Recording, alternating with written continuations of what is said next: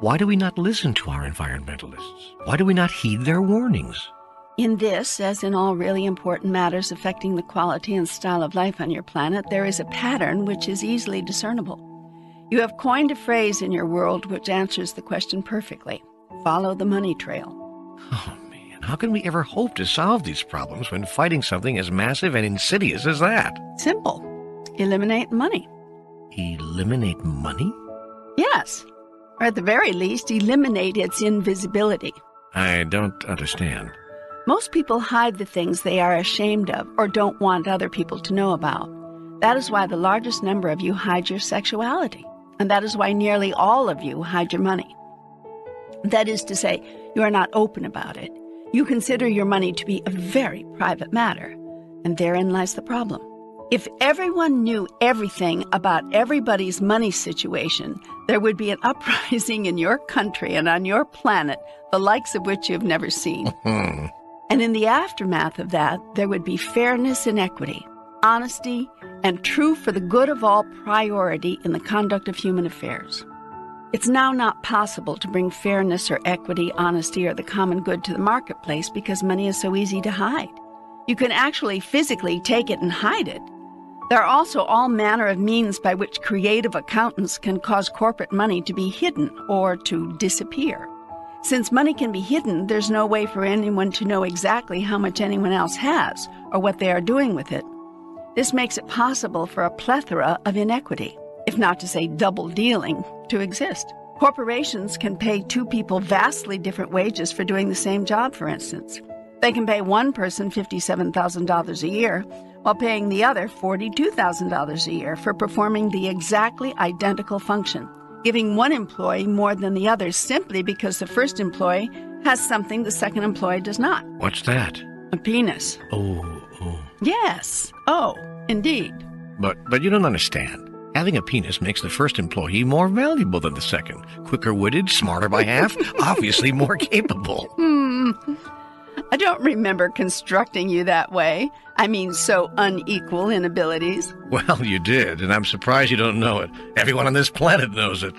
We better stop this now or people will think we're really serious. You mean we're not? Well, we are. I mean, the people on the planet are. That's why women can't be Roman Catholic or Mormon priests, or show up on the wrong side of the Wailing Wall in Jerusalem, or climb to the top job in Fortune 500 companies, or pilot airliners. Yes, we get the point. And my point is that pay discrimination, at least, would be much more difficult to get away with if all money transactions were made visible instead of hidden. Can you imagine what would happen in every workplace on the globe if all companies were forced to publish all the salaries of all the employees?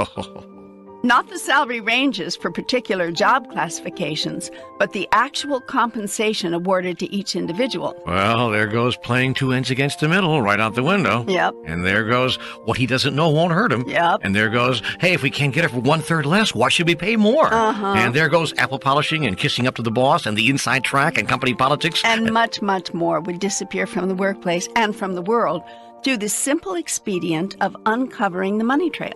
Think of it. If you knew exactly how much money each of you holds and the real earnings of all your industries and corporations and each of their executives, as well as how each person and corporation is using the money it has, don't you think that would change things? Think about this. In what ways do you think things would change? The plain fact is that people would never put up with 90% of what is going on in the world if they knew what was going on. Society would never sanction the extraordinarily disproportionate distribution of wealth, much less the means by which it is gained, or the manner in which it is used to gain more, were these facts known, specifically and immediately, by all people everywhere. Nothing breeds appropriate behavior faster than exposure to the light of public scrutiny. That is why your so-called sunshine laws have done so much good in clearing away some of the awful mess of your political and governance system. Public hearings and public accountability has gone far toward eliminating the kinds of backroom antics that went on in the 20s, 30s, 40s, and 50s in your town halls and school boards and political precincts and national government as well. Now it's time to bring some sunshine to the way you deal with compensation for goods and services on your planet. What are you suggesting? This is not a suggestion. It is a dare. I dare you to throw out all your money, all your papers and coins and individual national currencies and start over. Develop an international monetary system that is wide open, totally visible, immediately traceable, completely accountable. Establish a worldwide compensation system by which people would be given credits for services rendered and products produced, and debits for services used and products consumed. Everything would be on the system of credits and debits. Returns on investments, inheritances, winnings of wagers, salaries and wages, tips and gratuities, everything. And nothing could be purchased without credits. There would be no other negotiable currency, and everyone's records would be open to everyone else. It has been said, show me a man's bank account and I'll show you the man. This system comes close to that scenario. People would, or at least could, know a great deal more about you than they know now.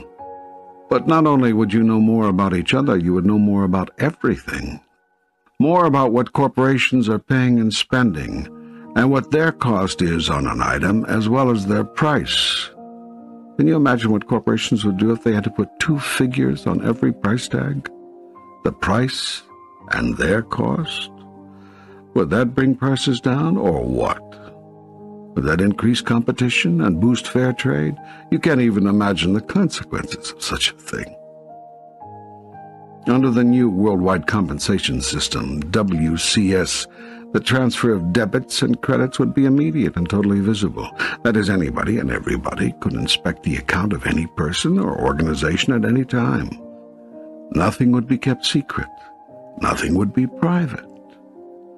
The WCS would deduct 10% of all earnings each year from the incomes of those voluntarily requesting such a deduction.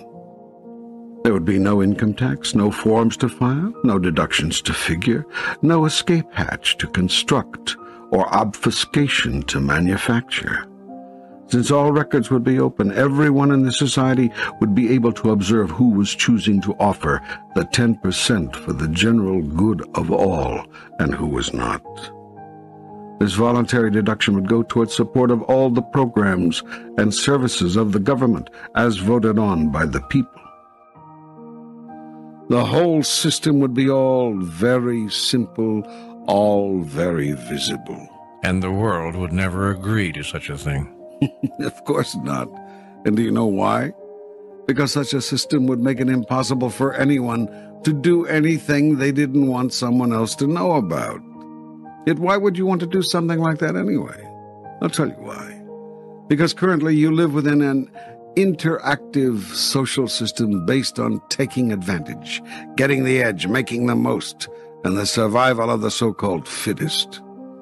And the chief aim and goal of your society, as it is in all truly enlightened societies, is the survival of all, the benefit equally of all, the providing of a good life for all.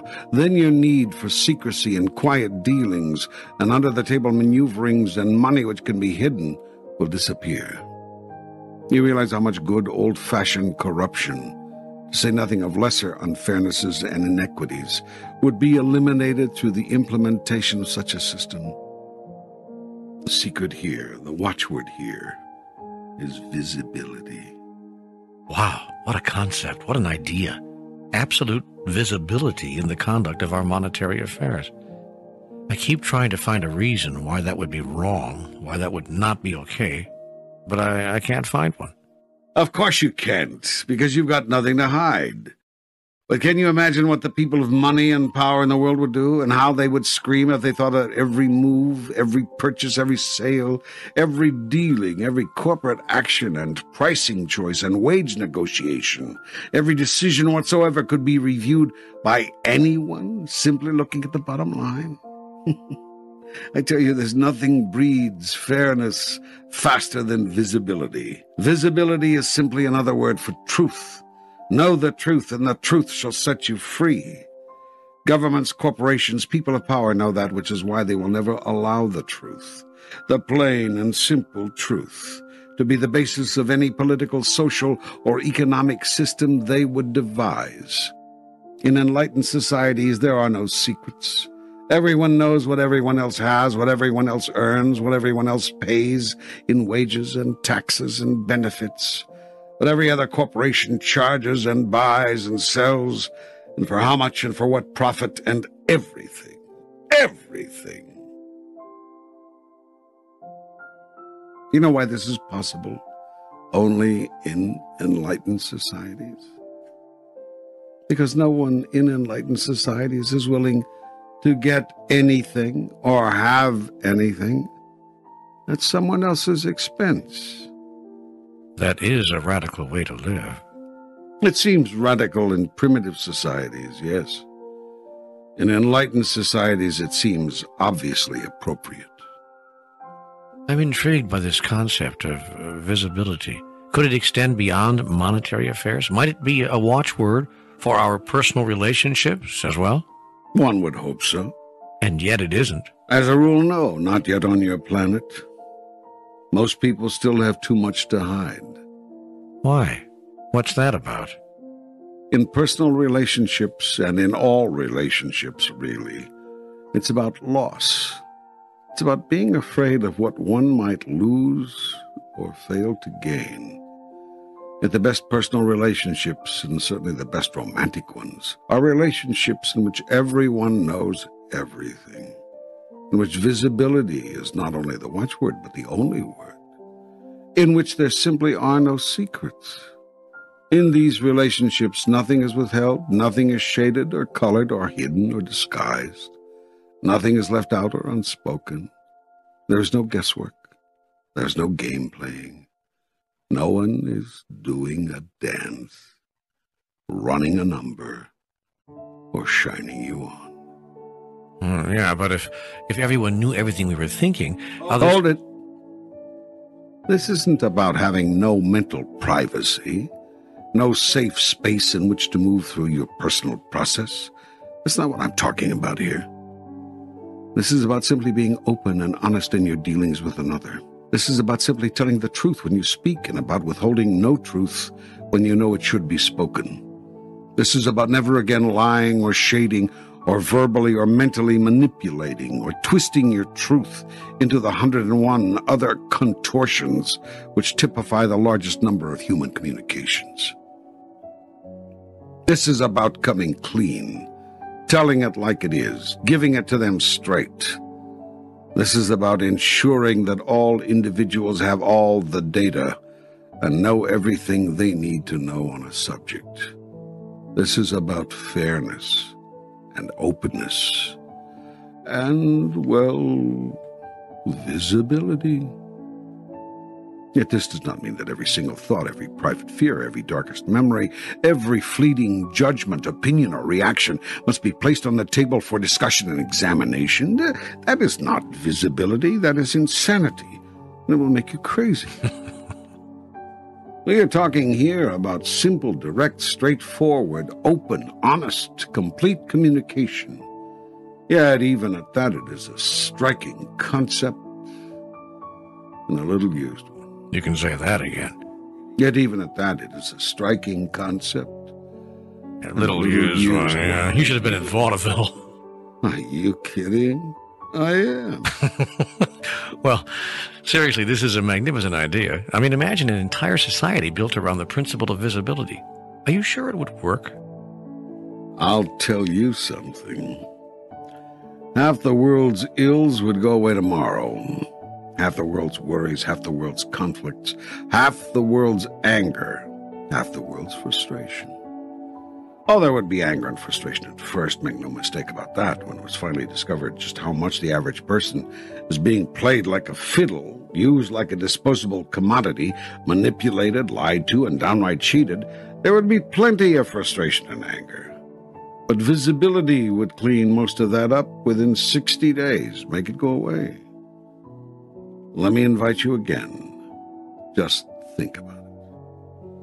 You think you could live a life like this? No more secrets, absolute visibility? If not, why not? What are you keeping from others that you don't want them to know? What are you saying to someone that isn't true? What are you not saying to someone that is? Has lying by omission or commission brought your world where you really want it to be? Has manipulation of the marketplace, of a particular situation, or simply of a person, through silence and secrecy really benefited us? Is privacy really what makes our governmental, corporate, and individual lives work? What would happen if everybody could see everything? Now, there is an irony here. Don't you see that this is the one thing you fear about your first meeting with God? Don't you get that what you've been afraid of is that the gig is up, the game is over, the tap dance is finished, the shadow boxing is done, and the long, long trail of deceits, big and small, has come to quite literally a dead end? Yet the good news is that there is no reason for fear, no cause to be scared. No one is going to judge you, no one is going to make you wrong. No one is going to throw you into the everlasting fires of hell. But to you Roman Catholics, no, you won't even go to purgatory. And to you Mormons, no, you won't be trapped forever in the lowest heaven, unable to get to the highest heaven, nor will you be labeled sons of perdition and banished forever to realms unknown. And to you, well, you get the picture. Each of you has constructed within the framework of your own particular theology some idea, some concept of God's worst punishment. I hate to tell you this, because I see the fun you're having with the drama of it all. Well, just ain't no such thing. Perhaps when you lose the fear of having your life become totally visible at the moment of your death, you can get over the fear of having your life become totally visible while you are living it. Boy, wouldn't that be something? Yeah, wouldn't it, though? So here's the formula to help you get started. Go back to the first volume of this audio program and review again the 5 levels of truth-telling. Determine to memorize this model and implement it. Seek the truth, say the truth, live the truth every day. Do this with yourself and with every person whose life you touch. Then get ready to be naked. Stand by for visibility. Ooh, this feels scary. This feels real scary. Look to see what you're afraid of. I'm afraid everyone will leave the room. I'm afraid no one will like me anymore. I see. You feel you have to lie to get people to like you? Not lie exactly, just not tell them everything. Remember what I said before. This is not about blurting out every little feeling, thought, idea, fear, memory, confession, or whatever. This is simply about always speaking the truth, showing yourself completely. With your dearest loved one, you can be physically naked, can you not? Yes. Then why not be emotionally naked as well? Well, the second is much harder than the first. I understand that. That doesn't fail to recommend it, however, for the rewards are great. Well, you've certainly brought up some interesting ideas. Abolish hidden agendas, build a society on visibility, tell the truth all the time to everyone about everything. Whew. On these few concepts, entire societies have been constructed. Enlightened societies. I haven't found any. I wasn't speaking of your planet. Oh. Or even your solar system. Oh. But you don't have to leave the planet or even leave your house to begin experiencing what such a new thought system would be like. Start in your own family, in your own home. If you own a business, start in your own company. Tell everyone in your firm exactly what you make, what the company is making and spending, and what each and every employee makes. You'll shock the hell out of them. I mean that quite literally. You will shock the hell right out of them. If everyone who owned a company did this, work would no longer be a living hell for so many because a greater sense of equity, fair play, and appropriate compensation would automatically come to the workplace. Tell your customers exactly what a product or service costs you to provide. Put those 2 numbers on your price tag, your cost and your price. Can you still be proud of what you're asking? Do you encounter any fear that someone will think you are ripping them off should they know your cost-price ratio? If so, look to see what kind of adjustment you want to make in your pricing to bring it back down into the realm of basic fairness rather than get what you can while the getting's good. I dare you to do this. I dare you. It will require complete change in your thinking. You'll have to be just as concerned with your customers or clients as you are with yourself. Yes, you can begin to build this new society right now, right here, today. The choice is yours. You can continue to support the old system, the present paradigm, Or you can blaze the trail and show your world a new way. You can be that new way in everything, not just in business, not just in your personal relationships, not just in politics or economics or religion or this aspect or that of the overall life experience, but in everything. Be the new way. Be the higher way. Be the grandest way. Then you can truly say, I am the way and the life. Follow me. If the whole world followed you, would you be pleased with where you took it? Let that be your question for the day. I hear your challenge. I hear it. Please, tell me more now about life on this planet on a grander scale. Tell me how nation can get along with nation, so there'll be war no more. There will always be disagreements between nations, for disagreement is merely a sign, and a healthy one, of individuality. Violent resolution of disagreements, however, is a sign of extraordinary immaturity. There is no reason in the world why violent resolution cannot be avoided, given the willingness of nations to avoid it. One would think that the massive toll in death and destroyed lives would be enough to produce such willingness, but among primitive cultures such as yours, this is not so. As long as you think you can win an argument, you will have it. As long as you think you can win a war, you will fight it. What is the answer to all of this? I don't have an answer. I only have... I know. An observation. Yes. I observe now what I observed before. A short-term answer could be to establish what some have called a one-world government, with a world court to settle disputes, one whose verdicts may not be ignored, as happens with the present world court, and a world peacekeeping force to guarantee that no one nation, no matter how powerful or how influential, can ever again aggress upon another. Yet understand that there may still be violence upon the earth. The peacekeeping force may have to use violence to get someone to stop doing so. As I noted in Book 1, failure to stop a despot empowers a despot. Sometimes the only way to avoid a war is to have a war. Sometimes you have to do what you don't want to do in order to ensure that you won't have to keep on doing it. This apparent contradiction is part of the divine dichotomy, which says that sometimes the only way to ultimately be a thing, in this case peaceful, may be at first to not be it. In other words, often the only way to know yourself as that which you are is to experience yourself as that which you are not. It is an observable truth that power in your world can no longer rest disproportionately with any individual nation, but must rest in the hands of the total group of nations existing on this planet. Only in this way can the world finally be at peace, resting in the secure knowledge that no one despot, no matter how big or powerful his individual nation, can or will ever again infringe upon the territories of another nation, nor threaten her freedoms. No longer need the smallest nations depend upon the goodwill of the largest nations, often having to bargain away their own resources and offer their prime lands for foreign military bases in order to earn it. Under this new system, the security of the smallest nations will be guaranteed not by whose back they scratch, but by who is backing them.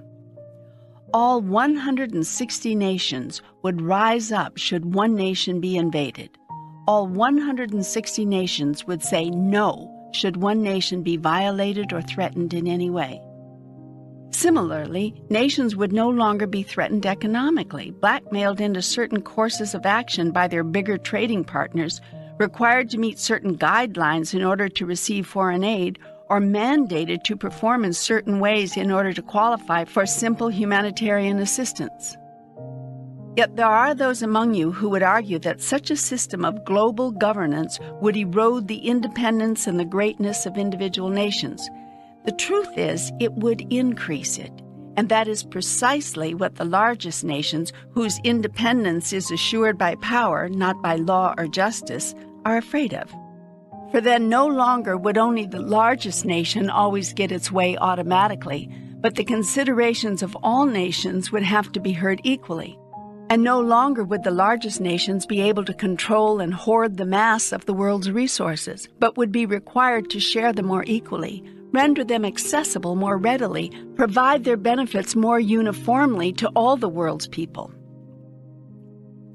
A worldwide government would level the playing field. And this idea, while driving to the core of the debate regarding basic human dignity, is anathema to the world's haves, who want the have-nots to go seek their own fortunes, ignoring, of course, the fact that the haves control all that others would seek. Yet it feels as though we're talking about redistribution of wealth here. How can we maintain the incentive of those who do want more and are willing to work for it if they know they must share with those who do not care to work that hard? First, it's not merely a question of those who want to work hard and those who don't.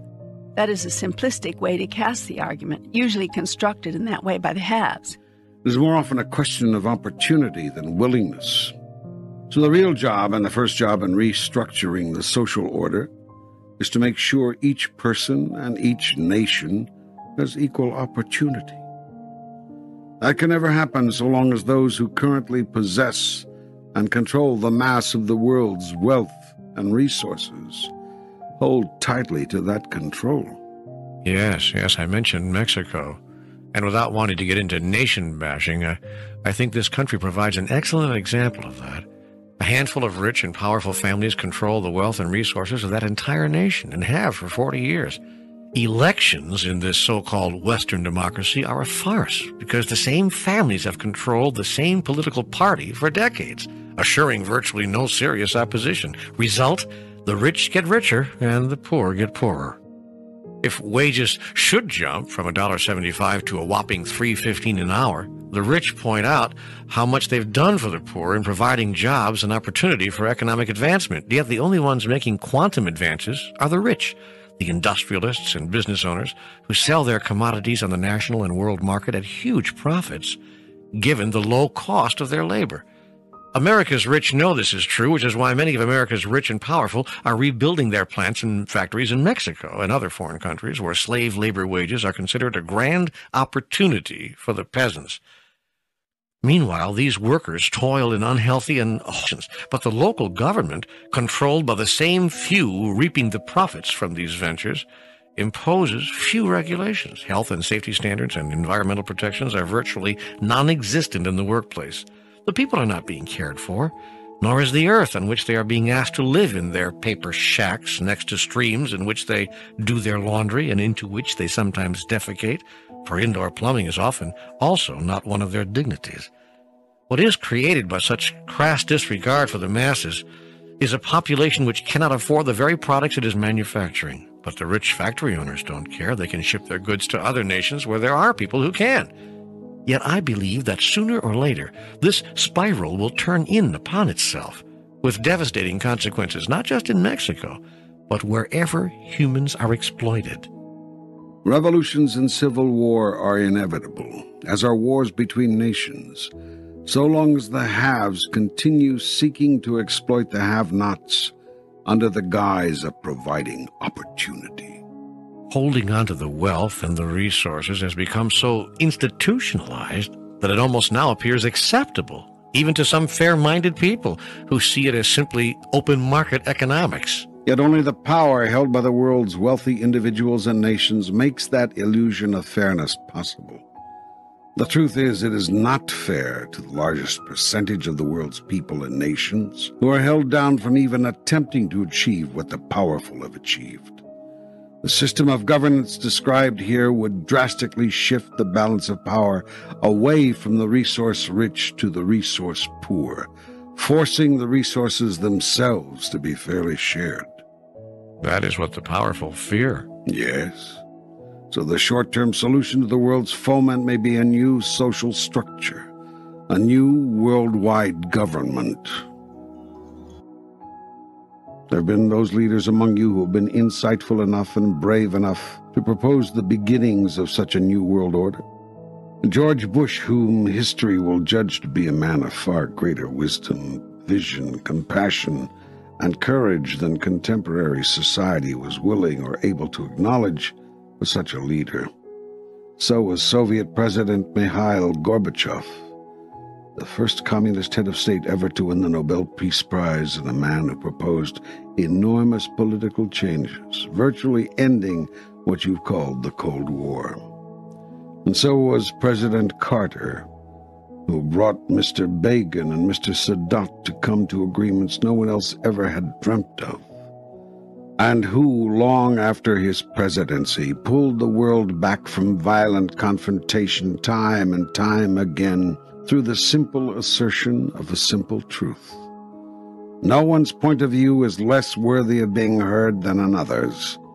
No one human being has less dignity than another. It is interesting that these courageous leaders, each of whom brought the world from the brink of war in their own time, and each of whom espoused and proposed massive movements away from the prevailing political structure, each served only one term, removed from office as they were by the very people they were seeking to elevate. Incredibly popular worldwide, they were soundly rejected at home. It is said that a man is without honor in his own home. In the case of these men, it is because their vision was miles ahead of their people, who could see only limited parochial concerns, and imagine nothing but loss proceeding from these larger visions. So too has every leader who has dared to step out and call for the end of oppression by the powerful been discouraged and defiled. Thus it will always be until a long-term solution, which is not a political one, is put into place. That long-term solution, and the only real one, is a new awareness and a new consciousness. An awareness of oneness and a consciousness of love. The incentive to succeed, to make the most of one's life, should not be economic or materialistic reward. It is misplaced there. This misplaced priority is what has created all of the problems that we have discussed here.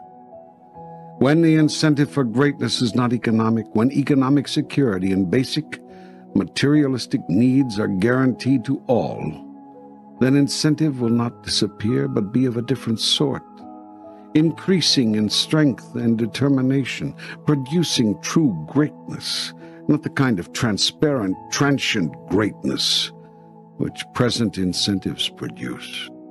But why isn't living a better life, creating a better life for our children, a good incentive? Living a better life is a proper incentive. Creating a better life for your children is a good incentive. But the question is, what makes for a better life?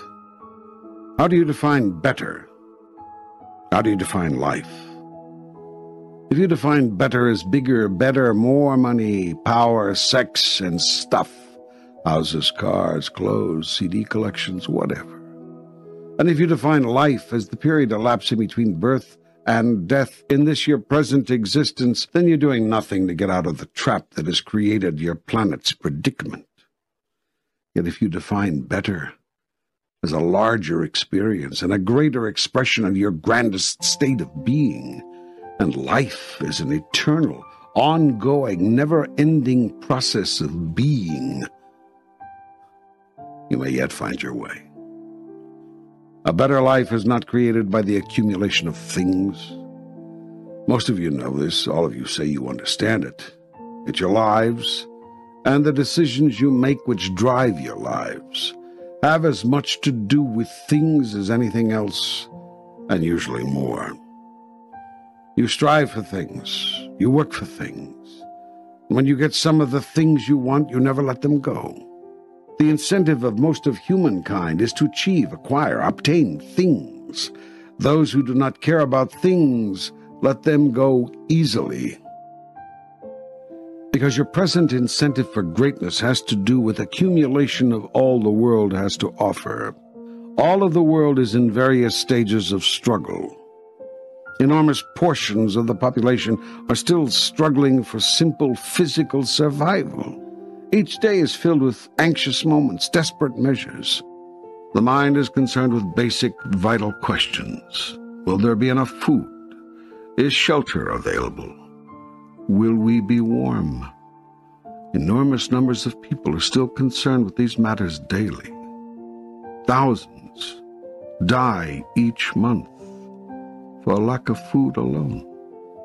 Smaller numbers of people are able to reasonably rely on the basics of survival appearing in their lives. but struggle to provide something more, a modicum of security, a modest but decent home, a better tomorrow. They work hard. They fret about how and whether they'll ever get ahead. The mind is concerned with urgent, worrisome questions. By far the smallest number of people have all they could ever ask for. Indeed, everything the other two groups are asking for. But interestingly, many in this last group are still asking for more. Their minds are concerned with holding on to all that they have acquired and increasing their holdings. Now, in addition to these three groups, there's a fourth. It is the smallest group of all. In fact, it is tiny. This group has detached itself from the need for material things. It is concerned with spiritual truth, spiritual reality, and spiritual experience. The people in this group see life as a spiritual encounter, a journey of the soul. They respond to all human events within that context. They hold all human experience within that paradigm. Their struggle has to do with the search for God, the fulfillment of self, expression of truth. As they evolve, the struggle becomes not a struggle at all, but a process. It is a process of self-definition, not self-discovery, of growth, not learning, of being, not doing. The reason for seeking, striving, searching, stretching, and succeeding becomes completely different. The reason for doing anything is changed, and with it the doer is likewise changed. The reason becomes the process, and the doer becomes a beer. Whereas before, the reason for reaching, for striving, for working hard all of one's life was to provide worldly things, now the reason is to experience heavenly things. Whereas before, the concerns were largely the concerns of the body, now the concerns are largely the concerns of the soul. Everything has moved, everything has shifted. The purpose of life has changed, and so has life itself. The incentive for greatness has shifted, and with it the need for coveting, acquiring, protecting, and increasing worldly possessions has disappeared. Greatness will no longer be measured by how much one has accumulated. The world's resources will rightly be seen as belonging to all the world's people. In a world blessed with sufficient abundance to meet the basic needs of all, the basic needs of all will be met. Everyone will want it that way. There will no longer be a need to subject anyone to an involuntary tax. You will all volunteer to send 10% of your harvest and your abundance to programs supporting those whose harvest is less. It would no longer be possible for thousands to stand by watching thousands of others starve, not for lack of food, but for lack of sufficient human will to create a simple political mechanism by which people can get the food. Such moral obscenities, now commonplace among your primitive society, will be erased forever the day you change your incentive for greatness and your definition of it. Your new incentive to become what I created you to be, the physical outpicturing of deity itself. When you choose to be who you really are, God made manifest, you will never again act in an ungodly manner. No longer will you have to display bumper stickers which read, God save me from your followers. Let me see if I'm tracking this. What seems to be emerging here is a world view of equality and equanimity, where all nations submit to one world government and all people share in the world's riches. Remember, when you talk about equality, that we're meaning equal opportunity, not equality in fact. Actual equality will never be achieved, and be grateful that's so. Why? Because equality is sameness. And the last thing the world needs is sameness. No, I'm not arguing here for a world of automatons, each receiving identical allotments from a big brother central government. I am speaking of a world in which two things are guaranteed: the meeting of basic needs, and the opportunity to go higher. With all your world's resources, with all your abundance, you have not yet managed those two simple things. Instead, you have trapped millions on the lowest end of the socioeconomic scale and devised a worldview that systematically keeps them there. You are allowing thousands to die each year for lack of simple basics. For all the world's magnificence, you have not found a way to be magnificent enough to stop people from starving to death, much less stop killing each other. You actually let children starve to death right in front of you. You actually kill people because they disagree with you. You are primitive.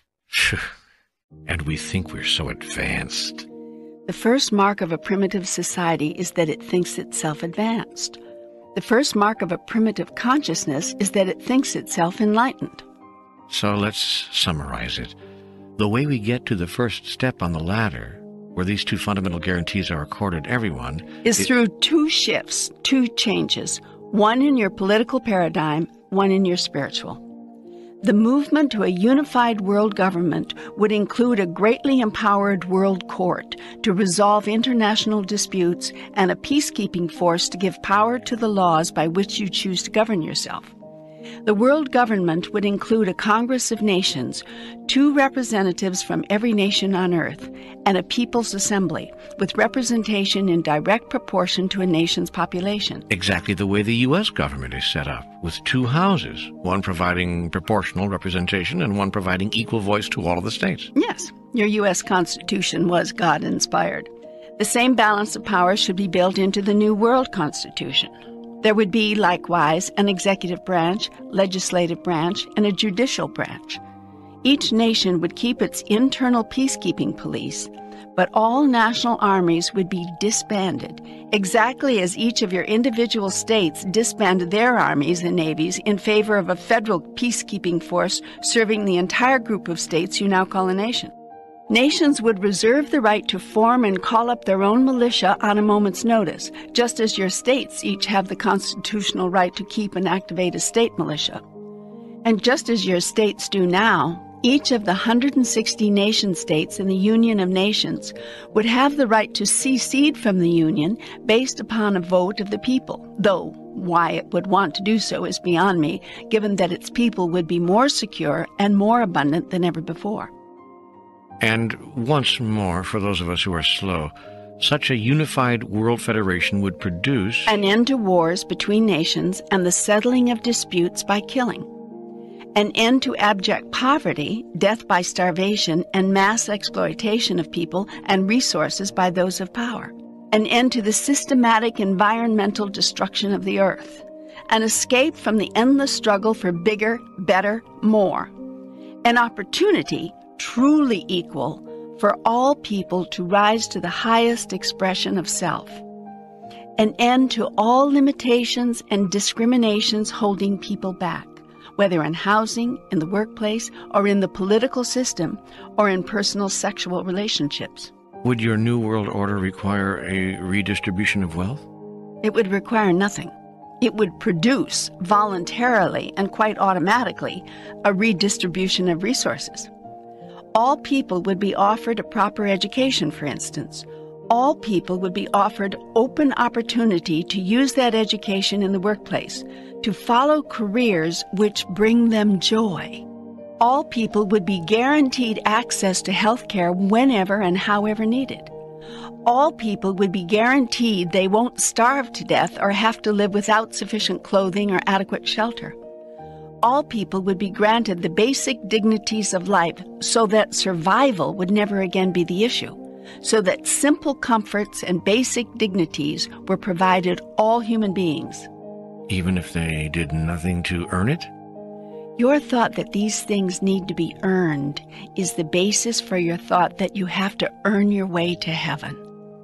Yet you cannot earn your way into God's good graces, and you do not have to, because you are already there. This is something you cannot accept because it is something you cannot give.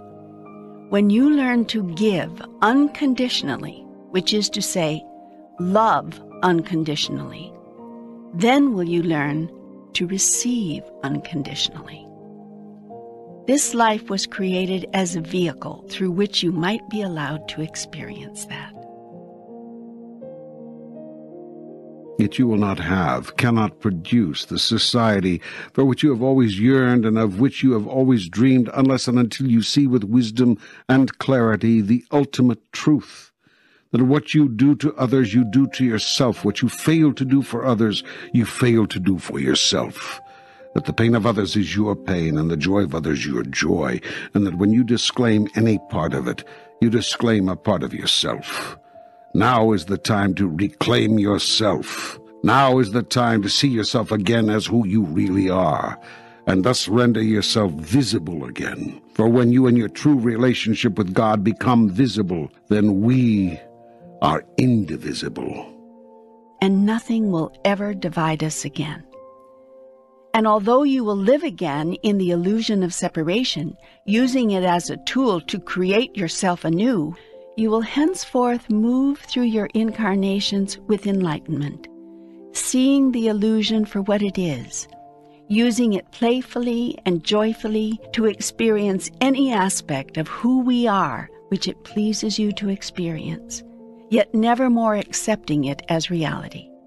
You will never more have to use the device of forgetfulness in order to recreate yourself anew, but will use separation knowingly, simply choosing to manifest as that which is separate for a particular reason and a particular purpose. And when you are thus totally enlightened, that is once more filled with the light, you may even choose as your particular reason for returning to physical life the reminding of others. You may select to return to this physical life not to create and experience any new aspect of yourself, but to bring the light of truth to this place of illusion, that others may see.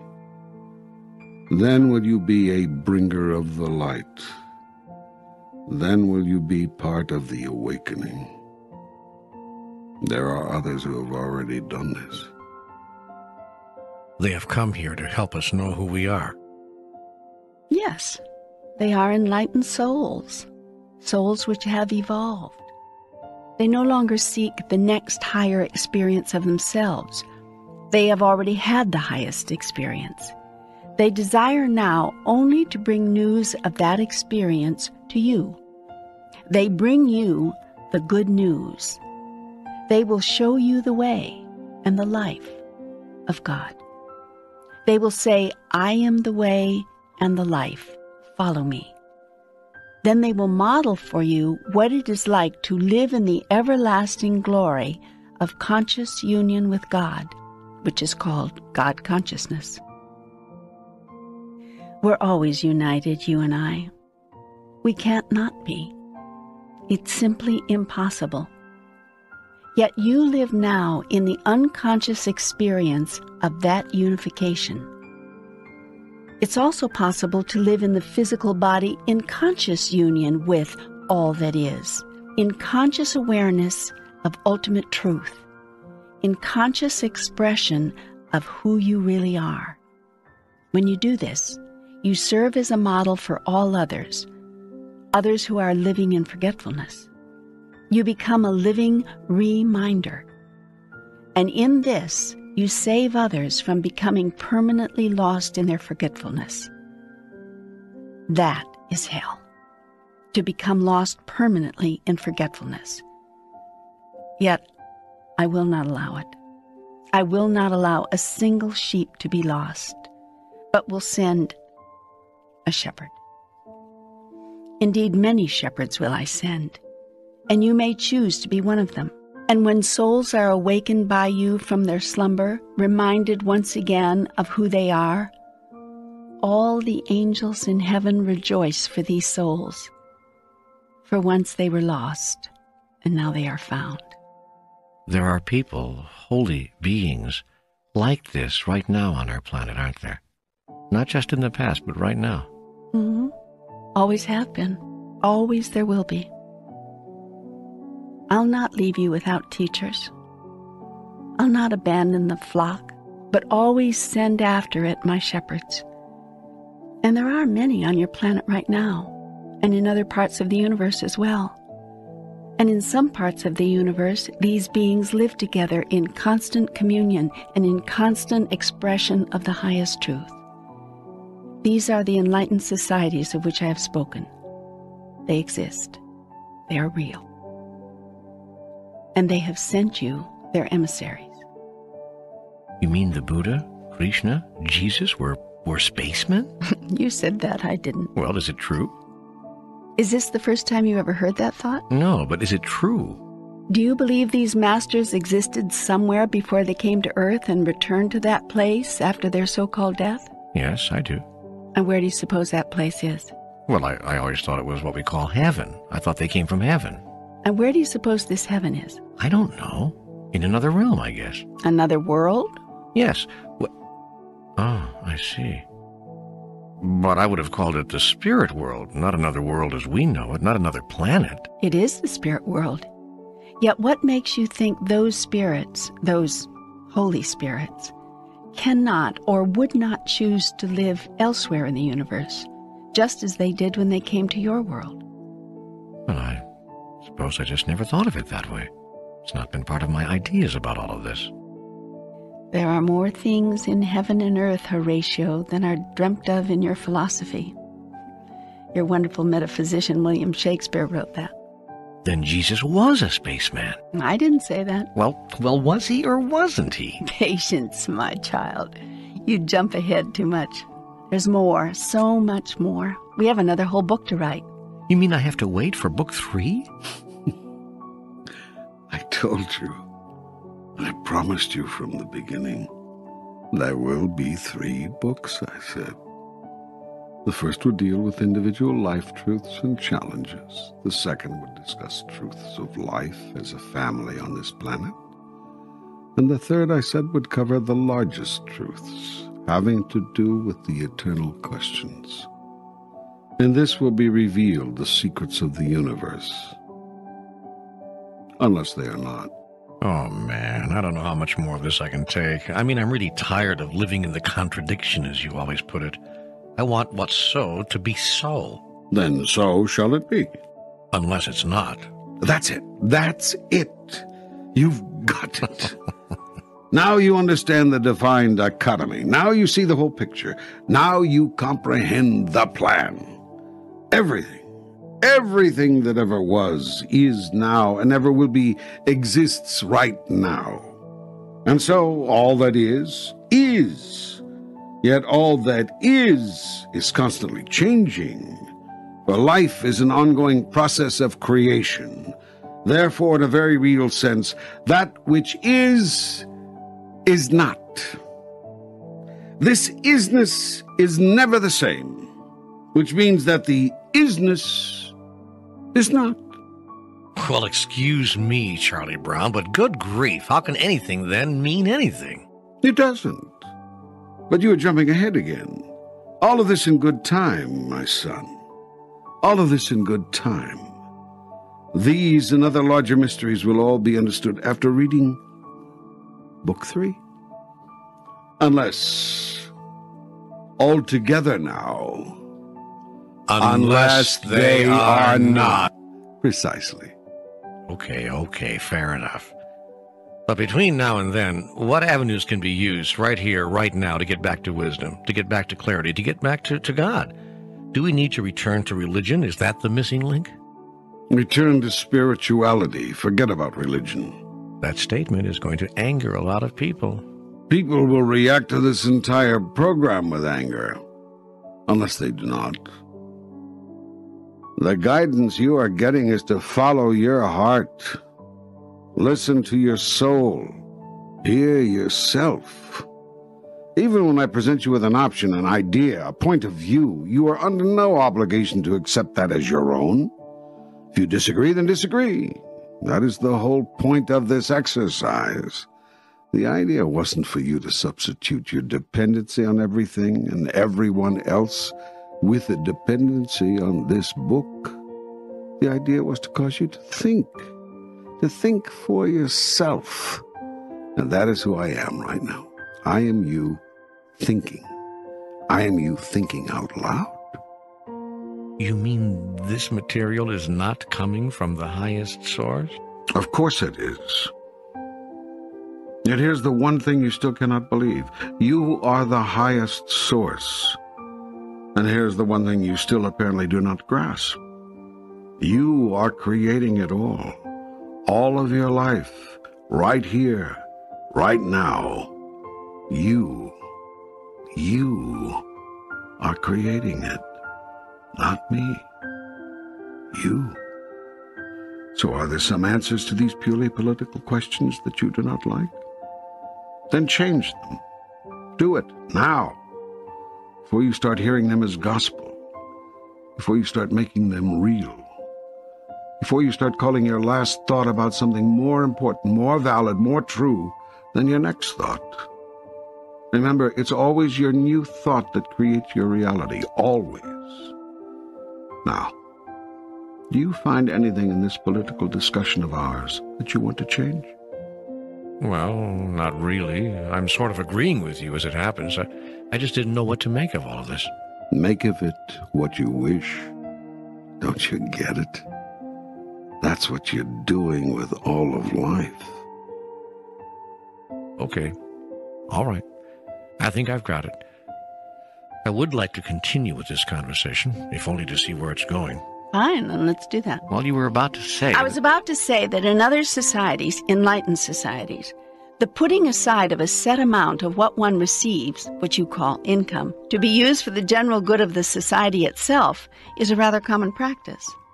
Under the new system we have been exploring for your society, everyone would earn as much each year as they could, and they would retain what they earn up to a certain limit. What limit? An arbitrary limit agreed to by everyone. And anything above that limit? Would be contributed to the World Charitable Trust in the name of the contributor, so all the world would know its benefactors. Benefactors would have the option of direct control over the disbursement of 60% of their contribution, providing them the satisfaction of putting most of their money exactly where they want it. The other 40% would be allocated to programs legislated by the World Federation and administered by it. If people knew, though, that after a certain income limit, everything would be taken from them, what would be their incentive to keep working? What would cause them not to stop in midstream once they reach their income limit? Some would, so what? Let them stop. Mandatory work above the income limit with contributions to the World Charitable Trust would not be required. The money saved from the elimination of mass production of weapons of war would be sufficient to supply everyone's basic need. The 10% tithe of all that is earned worldwide on top of those savings would elevate all of society, not just the chosen few, to a new level of dignity and abundance. And the contribution of earnings above the agreed-upon limit would produce such widespread opportunity and satisfaction for everyone that jealousy and social angers would virtually disintegrate. So some would stop working, especially those who saw their life activity as real work. Yet those who saw their activity as absolute joy would never stop. Yes, well, not everyone can have a job like that. Untrue, everyone can. Joy at the workplace has nothing to do with function and everything to do with purpose.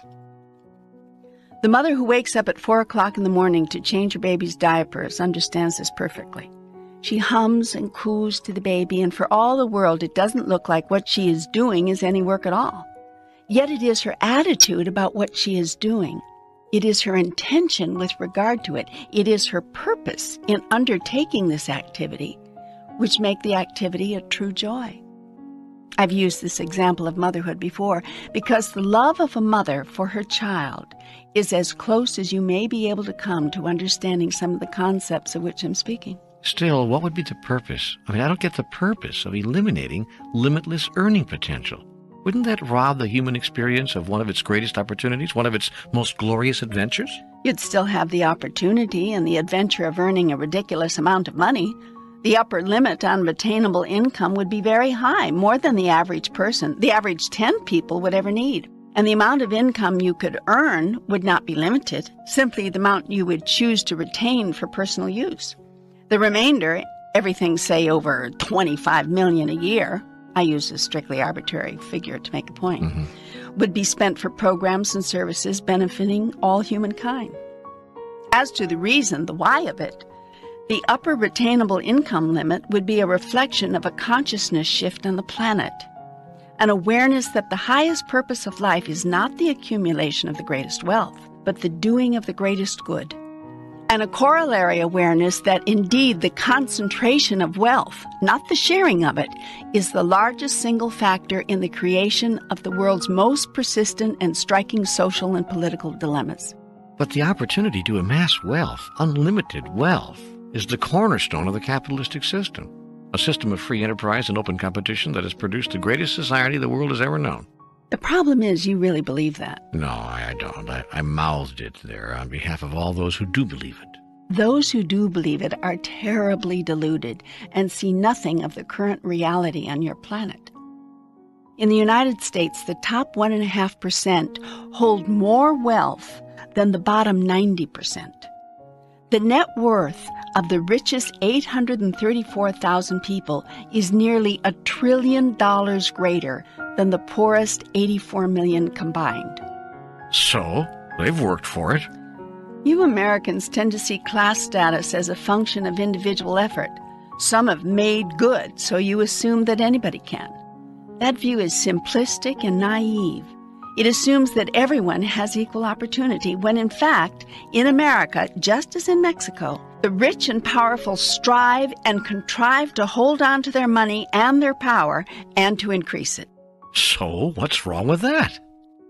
They do so by systematically eliminating competition, by institutionally minimizing true opportunity, and by collectively controlling the flow and the growth of wealth.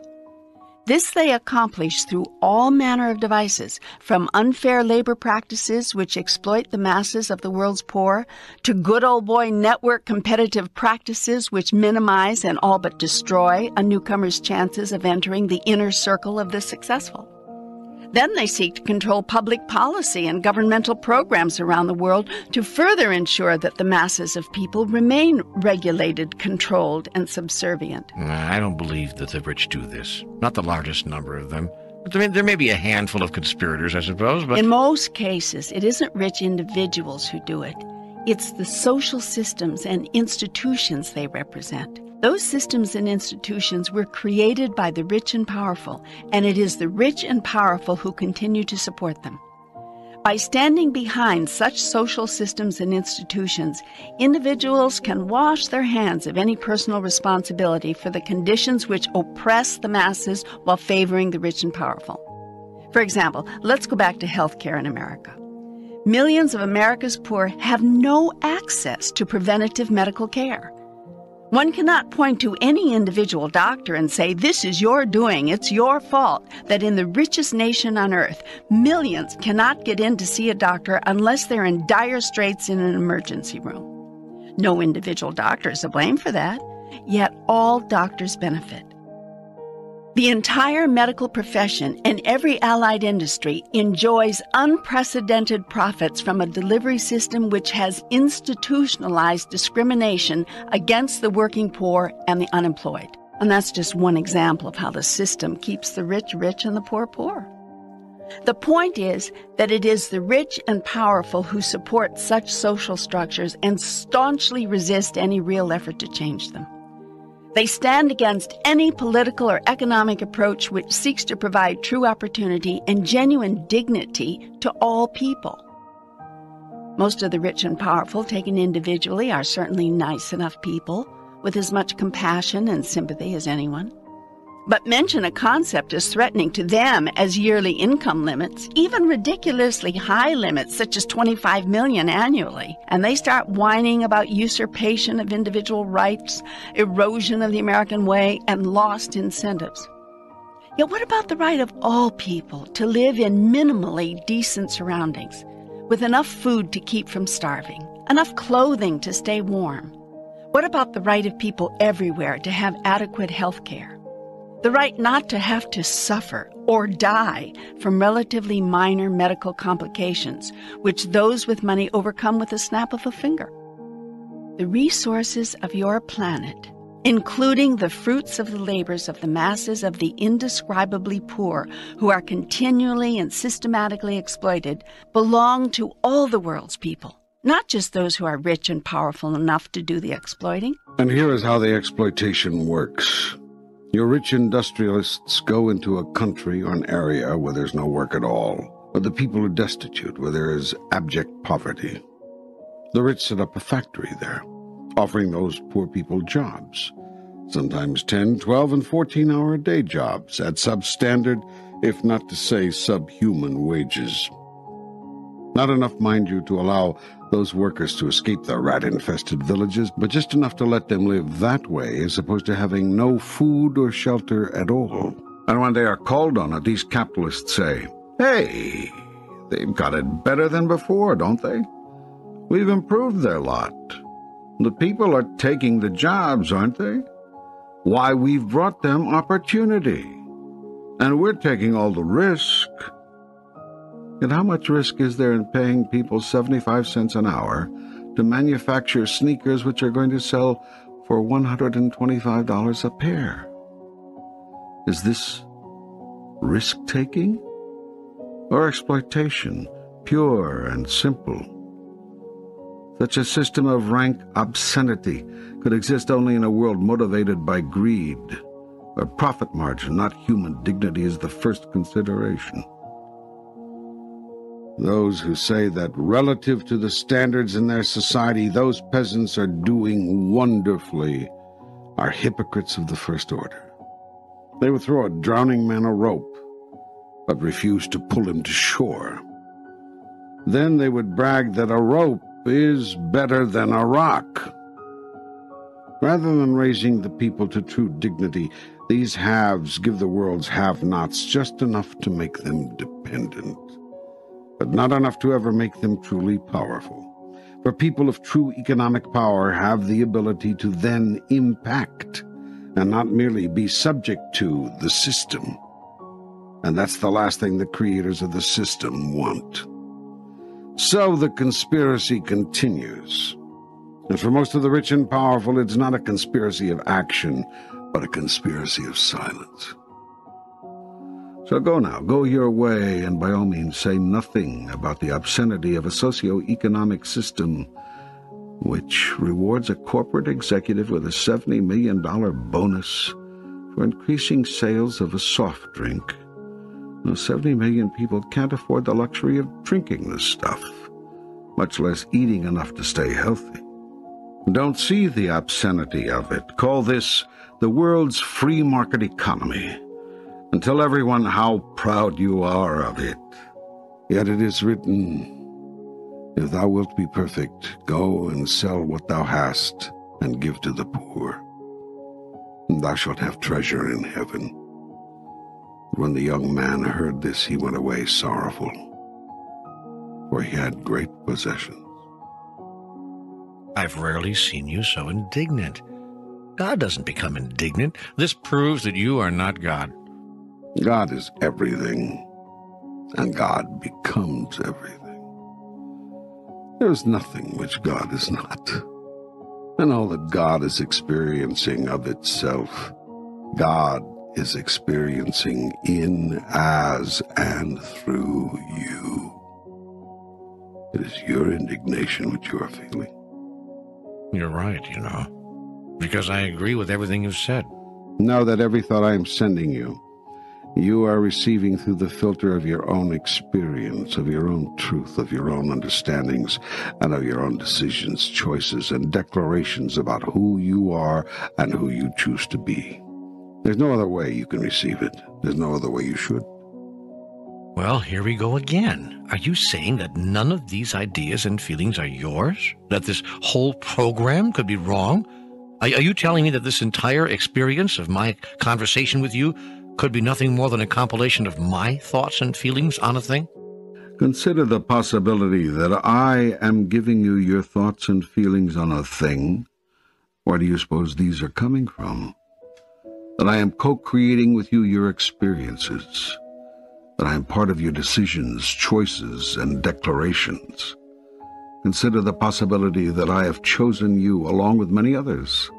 to be my messenger long before this conversation came to be. That's hard for me to believe. Yet I will speak to this world, and I will do it, among other ways, through my teachers and my messengers. And in this book I will tell your world that its economic, political, social, and religious systems are primitive. I observe that you have the collective arrogance to think they are the best. I see the largest number of you resisting any change or improvement which takes anything away from you.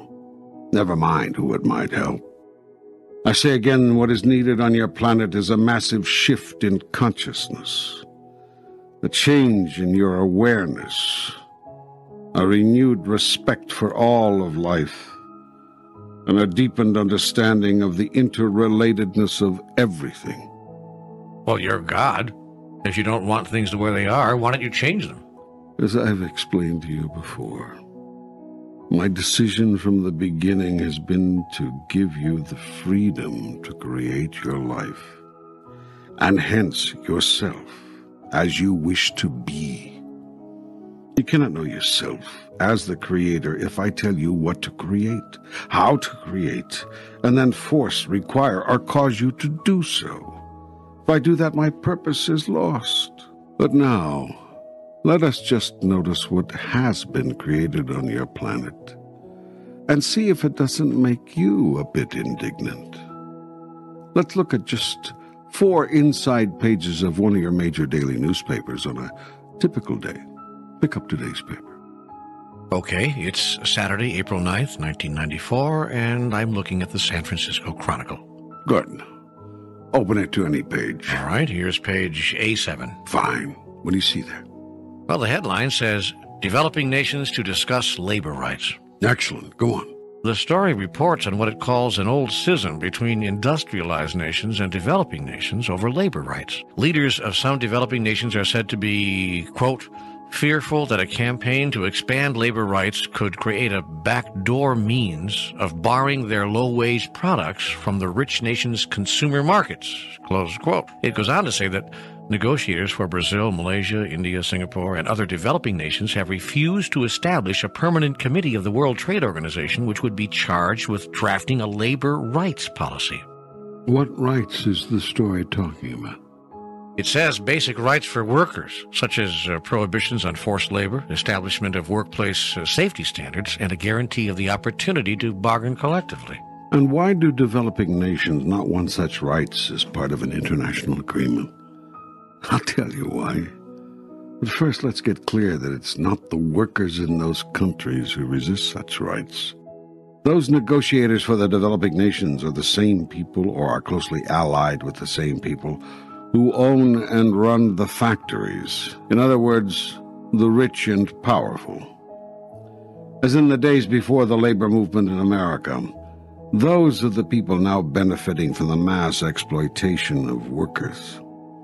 You can be sure that they are being quietly assisted by big money in the U.S. and other rich nations, where industrialists, no longer able to unfairly exploit workers in their own nations, are subcontracting to factory owners in these developing countries for building their own plants there in order to exploit foreign workers who are still unprotected from being used by others to increase their already obscene profits. But the story says it's our government, the present administration, which is pushing for workers' rights to be part of a worldwide trade agreement. Your current leader, Bill Clinton, is a man who believes in basic workers' rights, even if your powerful industrialists don't. He's courageously fighting big money's vested interest. Other American presidents and leaders throughout the world have been killed for less. Are you saying President Clinton is going to be murdered?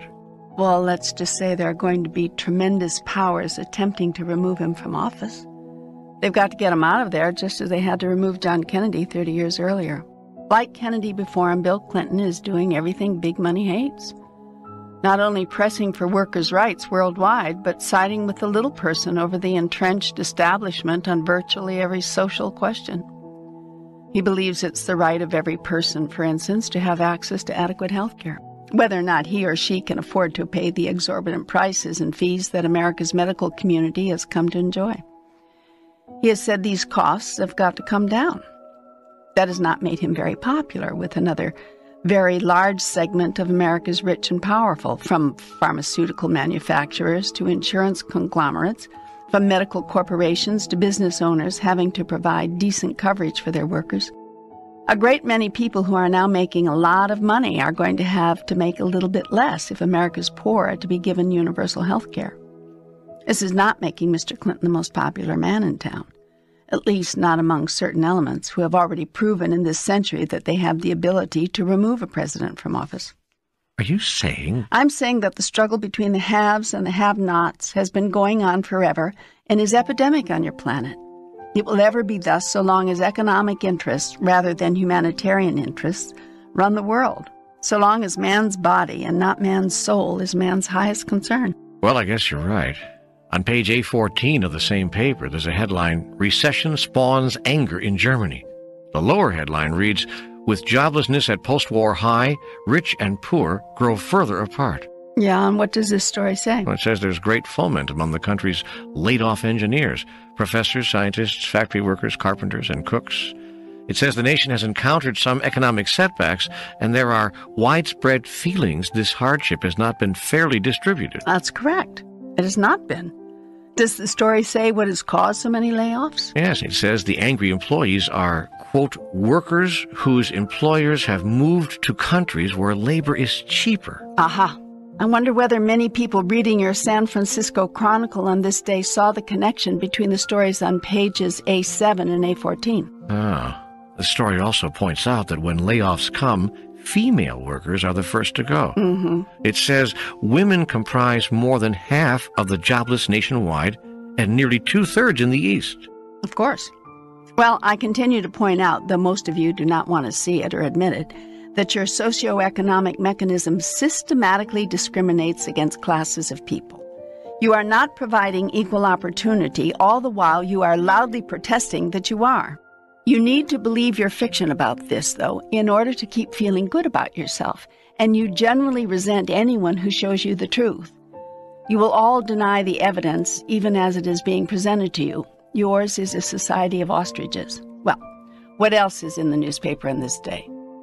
On page A4 is a story announcing new federal pressure to end housing bias. It says federal housing officials are putting together a plan that would force the most serious efforts ever to eliminate racial discrimination in housing. What you must ask yourself is, why must such efforts be forced? We have a Fair Housing Act which bars discrimination in housing on the basis of race, color, religion, sex, national origin, disability, or family composition. Yet many local communities have done little to eliminate such bias. Many people in this country still feel that a person ought to be able to do what he wants to do with his private property, including rent to or not rent to whomever he chooses.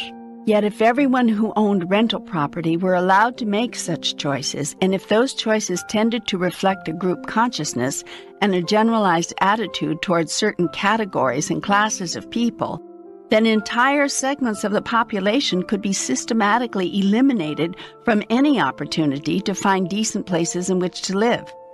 And in the absence of decent, affordable housing, land barons and slumlords would be able to charge exorbitant prices for terrible dwellings, providing little or no upkeep. And once again, the rich and powerful exploit the masses, this time under the guise of property rights. Well, property owners should have some rights. Yet when do the rights of the few infringe upon the rights of the many? That is, and always has been, the question facing every civilized society. Does there come a time when the higher good of all supersedes individual rights? Does society have a responsibility to itself? Your fair housing laws are your way of saying yes. All the failures to follow and enforce those laws are the rich and powerful's way of saying no. All that counts are our rights. Once again, your current president and his administration is forcing the issue. Not all American presidents have been so willing to confront the rich and powerful on yet another front. I see that. The newspaper article says that Clinton administration housing officials have initiated more investigation of housing discrimination in the brief time they've been in office. Whew, than were investigated in the prior 10 years. A spokesperson for the Fair Housing Alliance, that's a national advisory group in Washington, said the Clinton administration's insistence that fair housing statutes be obeyed was something they had tried to get other administrations to do for years. And so this current president makes even more enemies among the rich and powerful, manufacturers and industrialists, drug companies and insurance firms, doctors and medical conglomerates, and investment property owners, all people with money and influence. As observed earlier, it looked for Clinton to have a tough time staying in office. Even at this time, April 1994, the pressure is mounting against him. Does your April 9th, 1994 edition of the newspaper tell you anything else about the human race? Well, on page A14, here's a picture of a Russian political leader brandishing his fists. Underneath the photograph is a news story headline, Zhirinovsky assaults colleagues in parliament. The article notes that Vladimir Zhirinovsky got into another fistfight yesterday, beating up a political opponent and screaming in his face, "I'll have you rot in jail. I'll tear your beard out hair by hair." And you wonder why nations go to war? Oh, man. Here is a major leader of a massive political movement, and in the halls of Parliament, he has to prove his manhood by beating up his opponents? Yours is a very primitive race, where strength is all you understand. There is no true law on your planet. True law is natural law. Inexplicable and not needed to be explained or taught, it is observable. True law is that law by which the people freely agree to be governed because they are governed by it naturally. Their agreement is therefore not so much an agreement as it is a mutual recognition of what is so. Those laws don't have to be enforced. They already are enforced by the simple expedient of undeniable consequence. Let me give you an example. Highly evolved beings do not hit themselves on the head with a hammer because it hurts. They also don't hit anyone else on the head with a hammer for the same reason. Evolved beings have noticed that if you hit someone else with a hammer, that person gets hurt. If you keep doing it, that person gets angry. If you keep getting him angry, he finds a hammer of his own and eventually hits you back. Evolved beings therefore know that if you hit someone else with a hammer, you are hitting yourself with a hammer. It makes no difference if you have more hammers or a bigger hammer. Sooner or later, you're going to get hurt. This result is observable. Now, unevolved beings, primitive beings, observe the same thing. They simply don't care. Evolved beings are not willing to play the one with the biggest hammer wins. Primitive beings play nothing else. Incidentally, this is largely a male game. Among your species, very few women are willing to play hammers hurt. They play a new game. They say, if I had a hammer, I'd hammer out justice. I'd hammer out freedom. I'd hammer out love between my brothers and my sisters all over this land. Are you saying women are more evolved than men? I'm making no judgment one way or the other on that. I simply observe. You see, truth, like natural law, is observable. Now, any law that is not natural law is not observable, and so has to be explained to you. You have to be told why it's for your own good. It has to be shown to you. This is not an easy task, because if a thing is for your own good, it is self-evident. Only that which is not self-evident has to be explained to you. It takes a very unusual and determined person to convince people of something which is not self-evident. For this purpose, you have invented politicians and clergy. Scientists don't say much. They're usually not very talkative. They don't have to be. If they conduct an experiment and it succeeds, they simply show you what they've done. The results speak for themselves, so scientists are usually quiet types, not given to verbosity. It is not necessary. The reason for their work is self-evident. Furthermore, if they try something and fail, they have nothing to say. Not so with politicians. Even if they failed, they talk. In fact, sometimes the more they fail, the more they talk. The same is true of religions. The more they fail, the more they talk. Yet I tell you this, truth and God are found in the same place, in the silence. When you have found God and when you have found truth, it is not necessary to talk about it. It is self-evident. If you are talking a lot about God, it is probably because you are still searching. That's okay. That's all right. Just know where you are. But teachers talk about God all the time. That's all we talk about in this program. You teach what you choose to learn. And yes, this program does speak about me, as well as about life, which makes this program a very good case in point. You have engaged yourself in writing this because you are still searching. Yes. Indeed. And the same is true of those who are listening to it. But we were on the subject of creation. You asked me at the beginning of this chapter why. If I didn't like what I was seeing on earth, I didn't change it. I have no judgment about what you do. I merely observe it and from time to time describe it. But now I must ask you, forget my observations and forget my descriptions. How do you feel about what you have observed of your planet's creations? You've taken just one day's stories out of the newspaper, and so far you've uncovered nations refusing to grant basic rights to workers, the rich getting richer and the poor getting poorer in the face of a depression in Germany, the government having to force property owners to obey fair housing laws in the United States, a powerful leader telling political opponents, "I'll have you rot in jail. I'll tear your beard out hair by hair," while punching them in the face on the floor of the national legislature in Russia. Anything else this newspaper has to show me about your civilized society? Well, there's a story on page A13, headlined, "Civilians Suffer Most in Angolan Civil War." The drop head says, "In rebel areas, top guns live in luxury while many thousands starve." Enough. I'm getting the picture. And this is just one day's paper. One section of one day's paper. I haven't gotten out of section A. And so I say again, your world's economic, political, social, and religious systems are primitive. I will do nothing to change that for the reasons I've given. You must have free choice and free will in these matters in order for you to experience my highest goal for you, which is to know yourself as the Creator. And so far, after all these thousands of years, this is how far you have evolved. This is what you have created. Does it not make you indignant that you have done one good thing? You've come to me for advice.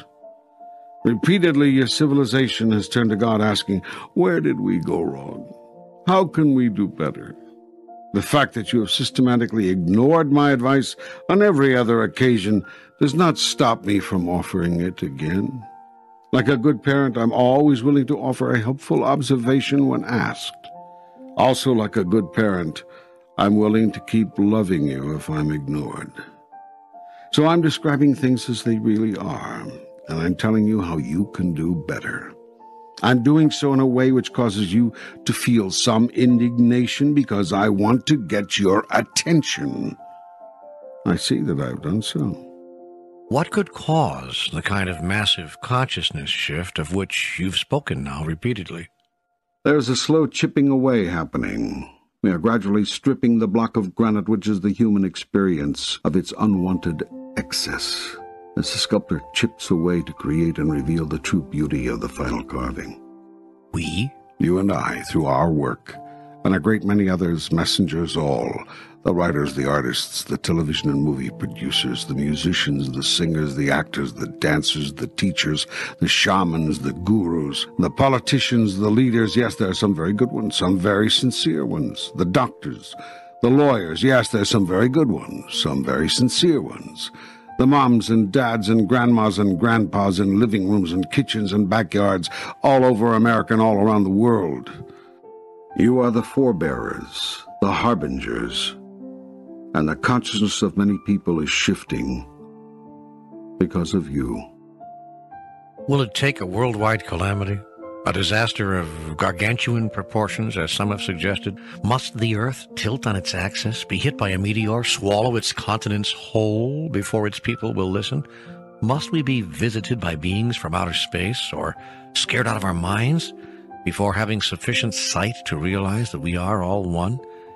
Is it required that we all face the threat of death before we can be galvanized to find a new way to live? Such drastic events are not necessary, but could occur. Will they occur? Do you imagine that the future is predictable, even by God? I tell you this, your future is creatable. Created as you want.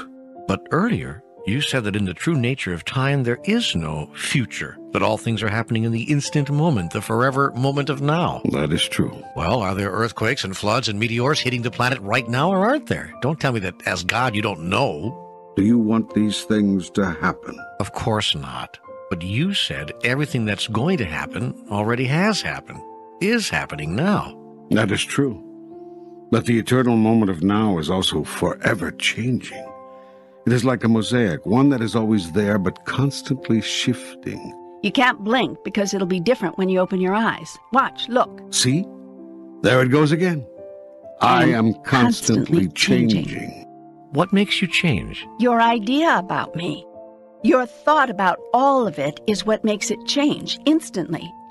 Sometimes the change in the all is subtle, virtually indiscernible, depending on the power of the thought. But when there is an intense thought or a collective thought, then there is tremendous impact, incredible effect. Everything changes. So will there be the kind of major earth-wide calamity you speak of? I don't know. Will there? You decide. Remember, you are choosing your reality now. I choose for it not to happen. Then it will not happen, unless it does. Oh, here we go again. Yes, you must learn to live within the contradiction, and you must understand the greatest truth. Nothing matters. Nothing matters? I'll explain that another time. Well, okay, but I don't like to have to wait on these things. There's so much here for you to absorb already. Give yourself some time. Give yourself some space. Oh, can we not leave yet? I sense you're leaving. You always start talking like that when you're getting ready to leave. I'd like to talk about a few other things, such as, for instance, beings from outer space. Are there such things? You want to know if there's intelligent life elsewhere in the universe? Yes, of course. Is it as primitive as ours? Some of the life forms are more primitive, some less so, and some are far more advanced. Have we been visited by extraterrestrial beings? Yes, many times. For what purpose? To inquire, in some cases to gently assist. How do they assist? Oh, they give a boost now and then. For instance, surely you're aware that you've made more technological progress in the past 75 years than in all of human history before that. Yeah, I suppose so. Do you imagine that everything from CAT scans to supersonic flight to computer chips you embed in your body to regulate your heart all came from the mind of man? Well, yes. Well, then why didn't man think them up thousands of years before now? Well, I don't know. The technology wasn't available, I guess. I mean, one thing leads to another, after all, but the beginning technology wasn't there until it was. It's all a process of evolution. You don't find it strange that in this billion-year process of evolution, somewhere around 75 to 100 years ago, there was a huge comprehension explosion? You don't see it as outside the pattern? That many people now on the planet have seen the development of everything from radio to radar to radionics in their lifetime? You don't get that what has happened here represents a quantum leap? A step forward of such magnitude and such proportion as to defy any progression of logic? What are you saying? I'm saying consider the possibility you've been helped. If we're being helped technologically, why aren't we being helped spiritually? Why aren't we being given some assistance with this consciousness shift? You are. We are? What do you think this program is? In addition, every day, new ideas, new thoughts, new concepts are being placed in front of you. The process of shifting the consciousness, increasing the spiritual awareness of an entire planet is a slow process. It takes time and great patience, lifetimes, generations. Yet, slowly you're coming around. Gently you're shifting. Quietly, there's change. And you're telling me that beings from outer space are helping us with that? Indeed. They're among you now, many of them. They've been helping for years. Then why don't they make themselves known? Reveal themselves? Wouldn't that render their impact twice as great? Their purpose is to assist in the change they see that most of you desire, not create it. To foster, not force. Were they to reveal themselves, you would be forced, by the sheer power of their presence, to accord them great honor and give their words great weight. It is preferred that the mass of people come to their own wisdom. Wisdom which comes from within is not nearly so easily discarded as wisdom which comes from another. You tend to hang on a lot longer to that which you've created than to that which you've been told. Will we ever see them? Ever come to know these extraterrestrial visitors as who they really are? Oh, yes. The time will come when your consciousness will rise and your fear will subside, and then they will reveal themselves to you. Some of them have already done so, with a handful of people. What about the theory, now becoming more and more popular, that these beings are actually malevolent? Are there some who mean us harm? Are there some human beings who mean you harm? Well, yes, of course. Some of these beings, the lesser evolved, may be judged by you in the same way. Yet remember my injunction, judge not. No one does anything inappropriate given one's model of the universe. Some beings have advanced in their technology, but not in their thinking. Your race is rather like that. But if these malevolent beings are so technologically advanced, surely they could destroy us. What's to stop them? You are being protected. We are? Yes. You are being given the opportunity to live out your own destiny. Your own consciousness will create the result. Which means? Which means that in this, as in all things, what you think is what you get. What you fear is what you will draw to you. What you resist persists. What you look at disappears, giving you a chance to recreate it all over again, if you wish, or banish it forever from your experience. What you choose, you experience. Somehow it doesn't seem that way in my life. Because you doubt the power, you doubt me. Probably not a good idea. Definitely not. Why do people doubt you? Because they doubt themselves. Why do they doubt themselves? Because they've been told to, taught to. By whom? People who claim to be representing me. I don't get it. Why? Because it was a way, is the only way to control people. You must doubt yourself, you see, or you would claim all your power. That would not do. That would not do at all. Not for the people who currently hold the power. They are holding the power which is yours, and they know it. And the only way to hold on to it is to stave off the world's movement toward seeing, and then solving the two biggest problems in the human experience. Which are? Well, I've discussed them over and over again. To summarize, then, most, if not all, of the world's problems and conflicts, and of your problems and conflicts as individuals, would be solved and resolved if you would, as a society, abandon the concept of separation, adopt the concept of visibility. Never see yourself again as separate from one another, and never see yourself as separate from me. Never tell anything but the whole truth to anyone, and never again accept anything less than your grandest truth about me. The first choice will produce the second. For when you see and understand that you are one with everyone, you cannot tell an untruth, or withhold important data, or be anything but totally visible with all others, because you will be clear that it is in your own best interests to do so.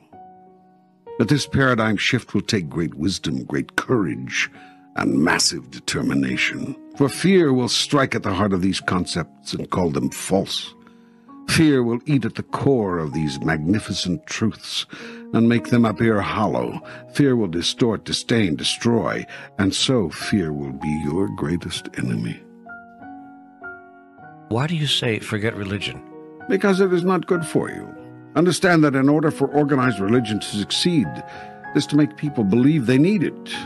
In order for people to put faith in something else, they must first lose faith in themselves.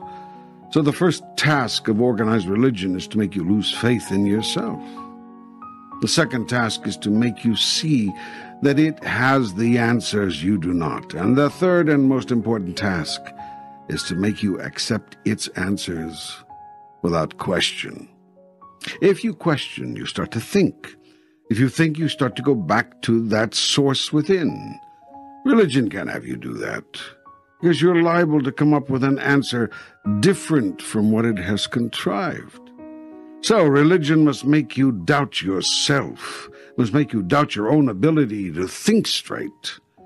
The problem for religion is that very often this backfires, for if you cannot accept without doubt your own thoughts, how can you not doubt the new ideas about God which religion has given you?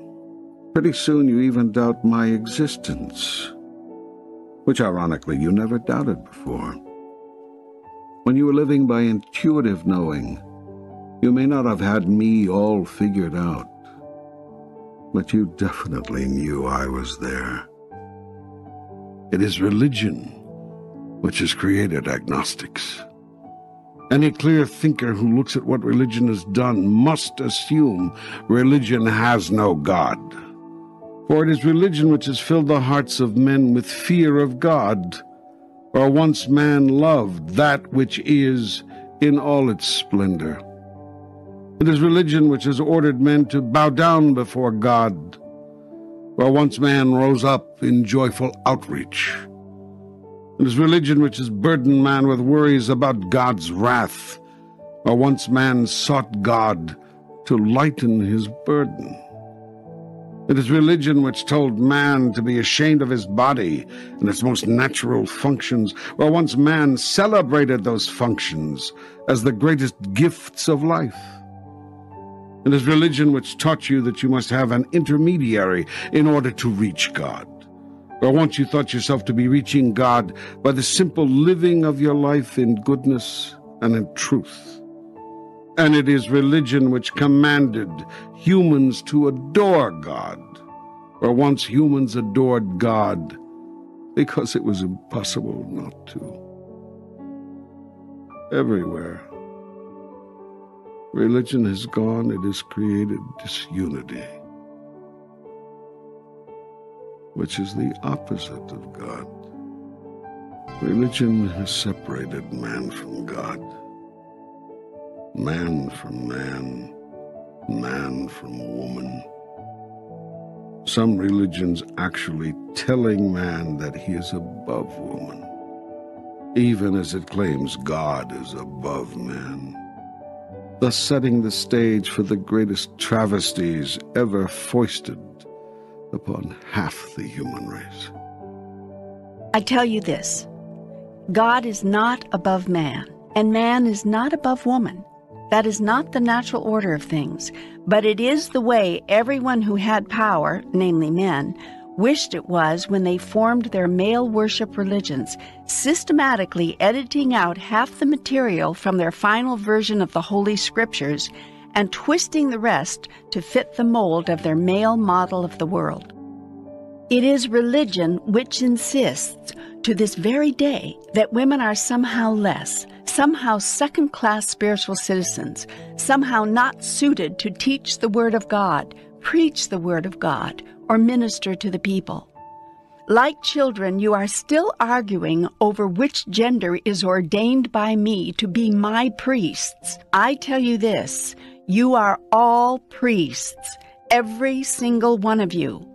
There is no one person or class of people more suited to do my work than any other. But so many of your men are just like your nations, power hungry. They do not like to share power, merely exercise it. And they have constructed the same kind of God, a power-hungry God, a God who does not like to share power but merely exercise it. Yet I tell you this, God's greatest gift is the sharing of God's power. I would have you be like me. But we cannot be like you. That would be blasphemy. Blasphemy is that you have been taught such things. I tell you this, you have been made in the image and likeness of God. It is that destiny you came to fulfill. You did not come here to strive and to struggle and to never get there, nor did I send you on a mission impossible to complete. Believe in the goodness of God, and believe in the goodness of God's creation, namely, your holy selves. You said something earlier which intrigued me. Absolute power demands absolutely nothing. Is this the nature of God? You have now understood. I have said God is everything, and God becomes everything. There is nothing which God is not, and all that God is experiencing of itself, God is experiencing in, as, and through you. In my purest form, I am the Absolute. I am absolutely everything, and therefore I need, want, and demand absolutely nothing. In this absolutely pure form, I am as you make me. It is as if you were finally to see God and say, well, what do you make of that? Yet no matter what you make of me, I cannot forget and will always return to my purest form. All the rest is a fiction. It is something you are making up. There are those who would make me a jealous God. But who could be jealous when one has and is everything? There are those who would make me a wrathful God. But what could cause me to be angry when I cannot be hurt or damaged in any way? There are those who would make me a vengeful God. But on whom would I take vengeance, since all that exists is me? And why would I punish myself for simply creating? Or if you must think of us as separate, why would I create you, give you the power to create, give you the freedom of choice to create what you wish to experience, then punish you forever for making the wrong choice?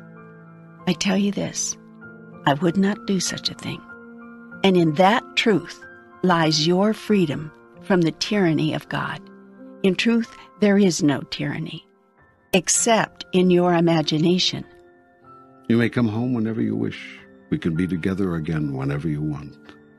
The ecstasy of your union with me is yours to know again. At the drop of a hat, at the feel of the wind on your face, at the sound of a cricket under diamond skies on a summer night. At the first sight of a rainbow and the first cry of a newborn babe, at the last ray of a spectacular sunset, and the last breath in a spectacular life. I am with you always, even unto the end of time. Your union with me is complete. It always was, always is, and always will be. You and I are one, both now and even forevermore. Go now and make of your life a statement of this truth.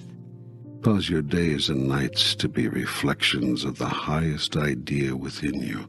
Allow your moments of now to be filled with the spectacular ecstasy of God made manifest through you.